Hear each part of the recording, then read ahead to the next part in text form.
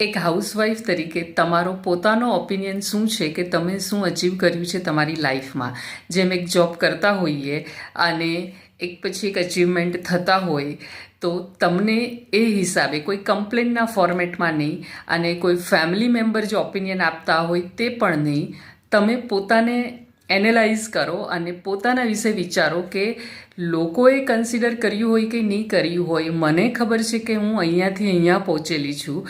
અલગ અલગ રોલ જે પણ તમે નિભાવો છો, મધર, વહુ, ભાભી, નણંદ, પોતે, એ દરેકે દરેક રોલમાં લગ્નના જેટલા પણ વર્ષો થયા છે એટલા વર્ષોમાં તમારા હિસાબે શું તમે અચીવ કર્યું છે અને કમેન્ટ કરો. અને જો તમને એવું લાગે કે તમે વિચારી નથી શકતા અને કમેન્ટ નથી કરી શકતા તો વિચારજો અને ટ્રાય કરજો. એટલીસ્ટ 2 કે 3 અચીવમેન્ટ તો તમે લખી જ શકશો અને પછી હું એના પર એક ડિટેલ વિડીયો બનાવીશ કે એક્ઝેક્ટલી એક હાઉસવાઈફ